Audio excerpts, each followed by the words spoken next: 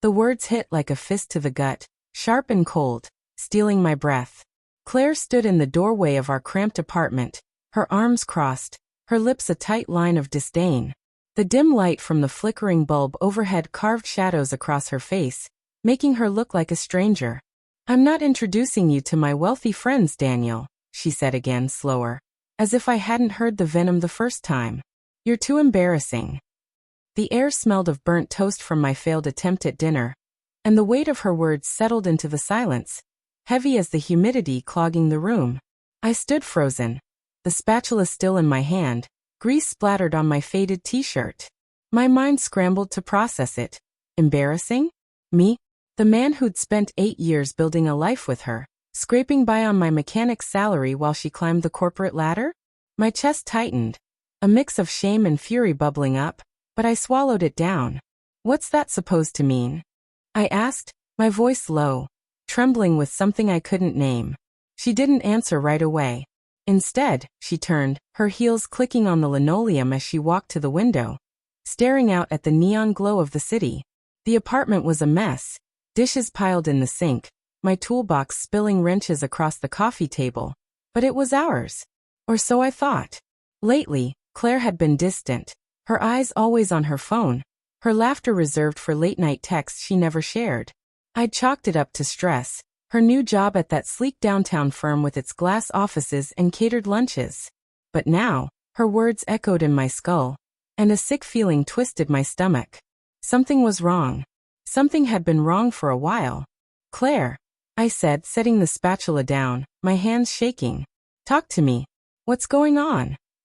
My voice cracked, betraying the desperation I didn't want to admit. She sighed, her shoulders stiff, and when she turned, her eyes were cold, like she was looking through me. "You wouldn't understand, Daniel," she said. "You never do." That night, I couldn't sleep. The mattress sagged under my weight, the springs creaking as I stared at the ceiling, her words looping in my mind. Embarrassing. Too embarrassing. I thought of the times I'd tried to fit into her world. The awkward company gala where I'd fumbled with the wine glass, the client dinner where I'd mispronounced quinoa and earned polite chuckles. I'd laughed it off then, but now each memory stung, a pinprick of doubt. Was I holding her back? Or was something else breaking us apart? The next morning, Claire was gone before I woke, her side of the bed cold, her perfume lingering like a ghost. She'd left a note on the fridge. "Client meeting. Back late. No love. No see you." Just her sharp, efficient handwriting. I crumpled the paper, my fingers tightening until my knuckles whitened. The apartment felt too quiet, the hum of the fridge too loud. I grabbed my phone, scrolling through her recent posts on X, photos of her at rooftop bars, clinking glasses with people I didn't know, all polished suits and perfect smiles. I wasn't in a single one. Days passed, and the distance grew. Claire's late nights became routine, her excuses flimsier. Networking, she'd say, or team drinks. I wanted to believe her, but the unease gnawed at me, a slow drip of acid in my gut. I started noticing things. Lipstick smudged on a coffee mug that wasn't her shade. A man's cologne clinging to her coat. I told myself I was paranoid, that love didn't die like this, not after everything we'd been through. But doubt is a cruel seed, and once it's planted, it spreads. One evening, I couldn't take it anymore. Claire was at another client dinner, and I found myself digging through her purse, my heart pounding like I was committing a crime. My fingers brushed against receipts, a compact, and then, something cold and metallic. A key card, embossed with the logo of a downtown hotel. The kind of place I could never afford. My mouth went dry, and my mind raced with excuses. She was planning a surprise, a getaway for us. But deep down I knew better. I drove to the hotel, the city lights blurring through the rain-streaked windshield. The lobby was all marble and gold, the air thick with wealth. I felt out of place in my oil-stained jeans, but I didn't care. The elevator ride to the 10th floor was a blur, my pulse hammering in my ears. Room 1014. The key card burned in my pocket. I stood outside the door, my hand hovering, every nerve screaming to turn back. But I couldn't. I swiped the card. The door clicked open and the world tilted. Claire was there, her laughter soft and intimate, her body curled against a man in a tailored suit. They were on the bed, half-dressed, wine glasses on the nightstand. The air smelled of her perfume and something sharper, betrayal. She gasped when she saw me, her face paling, but the man just smirked, like I was an inconvenience. Daniel, she stammered, pulling the sheet to her chest.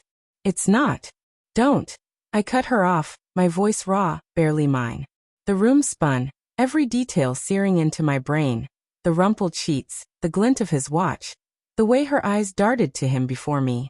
I wanted to scream, to break something, but all I felt was a hollow ache, like my heart had been carved out. The man stood, adjusting his tie with infuriating calm. You must be the husband, he said, his voice smooth, condescending. She told me about you. I looked at Claire, waiting for her to deny it, to fight for us. But she just sat there, tears welling, her silence louder than any confession. How long? I asked, my voice breaking. 6 months, she whispered, and the world shattered. 6 months. 6 months of lies, of her coming home to me, kissing me, while she built a secret life with him. I thought of every late night, every cold glance, every time I'd blamed myself. The anger came then, hot and blinding, but beneath it was something worse, grief. I loved her. Even now, standing in the wreckage of us, I loved her. Why? I asked, my voice barely audible. She looked away, her fingers twisting the sheet. You're not enough, Daniel. Not for the life I want. The words were a blade, cutting deeper than her first insult. I turned and walked out, the key card slipping from my fingers, clattering on the floor. The city swallowed me as I drove, the rain hammering the roof of my truck. I didn't know where I was going, only that I couldn't go back. Weeks later, I found a letter in our mailbox, her handwriting neat as ever. She was sorry, she said. She didn't mean to hurt me. She was moving to New York with him, chasing the life she'd always wanted. I read it once, then burned it in the sink, watching the flames curl the edges of her words. The apartment was empty now, her things gone, but her absence lingered, a bruise that wouldn't fade. I stood at the window, staring at the city she'd left behind. The neon lights flickered, and I wondered if I'd ever stop looking for her in them. The betrayal was a wound, raw and gaping, but in its depths, I found something else, a spark of defiance. She thought I was embarrassing, not enough. But I was still here, standing, and that had to mean something. The twist came later, in a quiet moment I didn't expect. A mutual friend let slip that her new life wasn't what it seemed. Her lover's wealth was a facade, his promises hollow. Claire was alone again, stranded in a city that didn't care. I didn't feel triumph, only a strange, aching pity.